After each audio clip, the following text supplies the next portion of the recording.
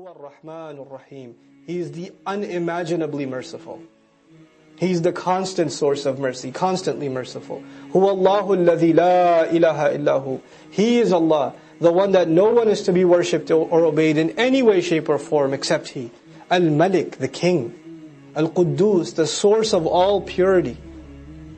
When we appreciate Allah's kingdom, we realize we're owned by Him. When we appreciate Allah's, as Quds, His Qudsiyah, that He's Quddus, His Taqdees, then we realize we're going to remain dirty until Allah cleanses us. Allah is the one that purifies. As-Salam, the source of peace. All peace is Allah Himself. We're never going to find peace in life until Allah, the As-Salam. Allahumma anta as-salam, wa minka as-salam. You are salam and salam comes from you. You are peace and peace comes from you. I can't have any peace in my life until you give it to me. Al-Mu'min, the one who gives iman. Here Al-Mu'min means the one who gives iman, the one who gives peace. Al-Muhaymin, the one who protects. Al-Raqib, the one who watches constantly over someone and makes sure they don't go in the wrong direction. This is Muhaymin, watching over somebody. Al-Aziz al-Jabbar, the one who is the ultimate authority. Al-Jabbar, the one who corrects. Jabbar is used, Jabbar al-Azam, the bone broke and somebody forced it back into place. Or somebody dislocated a bone and somebody forced it, lodged it back into place. This is Jabbar. It's actually more used for broken bones that are set straight. The ones who will set you straight forcefully if necessary, that's Jabbar. He can put you straight forcefully if He wants. And that name of Allah reminds us that when I go the wrong way, I do the wrong thing, Allah didn't do anything to me. Allah didn't set me straight, but He is Jabbar. He can if He wants. He could set me straight. He could correct me right then and there. That's His power of Jabbar. Al-Mutakabbir, the owner of greatness. The owner of greatness. When we recognize Allah's name, Al-Mutakabbir, then you realize I can't have any pride. I can't have any ego. Because if there is takabbur, and if someone who really owns greatness, that's him. Al-Mutakabbir. Subhanallahi amma yushrikun. How far above Allah is from all allegations that they attribute to Him. Huwa Allahu al-Khaliq al-Bari. He is Allah, the Creator, the Initiator, the one who starts things from nothing. Al-Musawwir, the molder, the fashioner. People complain about I'm too short, I'm too fat, I'm too brown, I'm too light, I got freckles, I don't like the color of my eyes. Why is my voice like this? Why am I this way? Why am I that way? Allah calls Himself Al-Musawwir, the fashioner, the molder, the sculptor. You look at yourself in the mirror and you thank Allah that He sculpted your nose and He sculpted your eyes and He sculpted your face. And He sculpted your teeth and He sculpted your tongue that it could speak. Al-Musawwir. Lahu al-asma'ul husna. He alone owns all the most beautiful names. يُسَبِّحُ لَهُ مَا فِي السَّمَاوَاتِ وَالْأَرْضِ. The surah began sabbaha, it ends yusabbihu. Everything in the skies and the earth continues to declare His perfection. يُسَبِّحُ لَهُ مَا فِي السَّمَاوَاتِ وَالْأَرْضِ. What is the point of mentioning that at the very end? Be like the rest of creation. Everything else doesn't forget Allah. Everything else is on its tasbih. What happened to you? Why are you off? Why are you forgetting what your purpose in existence is? وَهُوَ الْعَزِيزُ الْحَكِيمُ. And He, in fact, is the ultimate authority and the owner of all wisdom. May Allah Azza wa Jal not make us of people who've forgotten themselves. And may Allah Azza wa Jal make us of those who remember Him by His most beautiful names. And may Allah make all of our du'as sincere and genuine from the heart. So there's strong faith, there's weak faith, and then the level underneath that is hypocrisy. And the warning is, if you're in weak faith right now, that means you're in dangerous territory. Which means the only one step below, and where will you be? You'll be in nifaq. You don't want to be there. Let me tell you about the people of nifaq. يَوْمَ يَقُولُ الْمُنَافِقُونَ وَالْمُنَافِقَاتِ. The day on which the hypocritical men and women are going to say, لِلَّذِينَ آمَنُوا, to those who believe, انظُرُونَ, look towards us, wait for us. So everybody's walking towards Jannah. The hypocrites are being left behind a little. This is phase 2 of Judgment Day, by the way.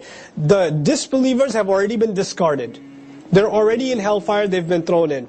Now there is only who left? Believers and hypocrites. And they're marching their way towards Jannah. And because the believers have light, coming out of them, they know where to go, so they're moving a little quickly. And by the way, do they have motivation to move quickly? Sure. They sure do. So they rush, and then the announcement is made, Jannah, or like, oh, and you know, they're making a dash for it. Now who doesn't have light? Hypocrites don't have a light. They don't have a light. They had fake iman. They didn't have real iman. Maybe at some point they had an intellectual faith, but even that was lost because of they didn't take care of their hearts. So there's no light coming out of their chest because the heart was void. And as a result, the deeds were meaningless because the deeds are nothing if they're not good with good intentions in the heart. So if the heart is hard, then the deeds are worthless. So there's no light with these guys. Now if you're in a dark place and you're walking, some people have torches, you don't have a torch. What do you want to do? Stay close to the people with the torch. You could see some of the light with them. Now if you get left behind and you realize you can't see them anymore, they call out, hey, wait. نَقْتَبِسْ مِن نُورِكُمْ. Qabas in Arabic is a borrowed flame. Like Indiana Jones style, you take your torch and you light the other, or you light your torch with something. So that's basically, can we borrow some of your light? Can we have some of your light so we can have light for ourselves? Qila, it will be said to them. Allah doesn't even say that the Muslims will turn back to them and say. Allah says, Qila, shh, over there, shh. Qila, it will be said. It will be said. Allah doesn't even say believers will say it to them. Because that would make it seem like believers are like concerned. An announcement is made. Just like Bushrakumul Yawm, we weren't the qa'il, the speaker wasn't mentioned. Just like that, an announcement is made. Irji'u wara'akum. Go back behind you. Turn around and go back. فَالْتَمِسُوا نُورًا. التمس يعني طلبا. Go find light. Go seek it out. Get it somewhere else. This light ain't for you. Go get your own light. These guys are in the utter dark, and they're told, turn around. Go find your own light. فَضُرِبَ بَيْنَهُمْ. But they don't listen. They still want to try to catch up to the believers, right? Because turning back, they realize what that means. So what does Allah say? فَضُرِبَ بَيْنَهُمْ بِسُورٍ. Then between them, a wall will be dropped. A large wall. Sur, from which we also get surah. Surah is large walls that encircle a city. It's not the wall in your backyard. It's not the fence wall. It's the large, Assassin's Creed wall. Big giant wall, can't scale it, etc. Okay? That wall. That kind of huge damn wall will be dropped between them. Lahu bab, which has a door. Lahu bab. Why even mention a door?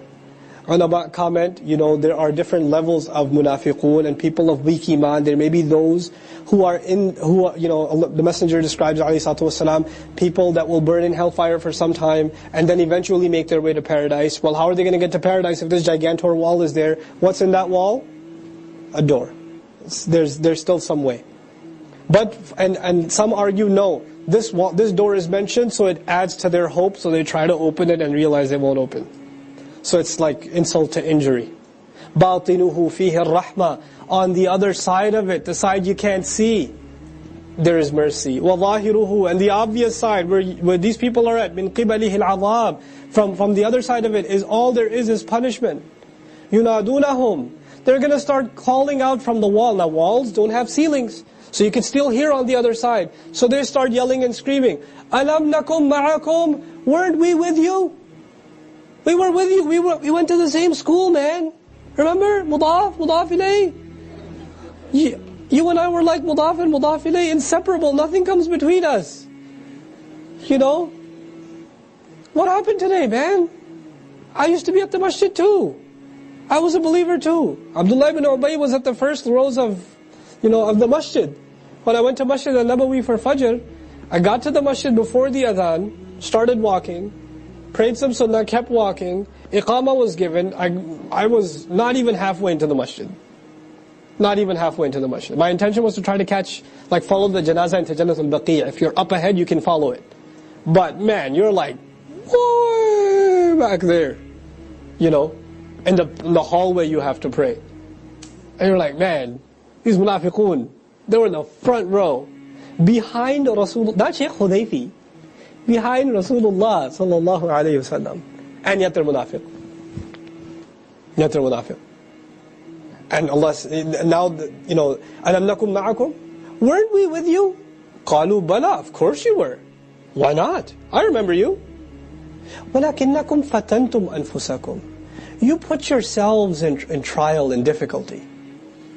You put yourselves in tribulation.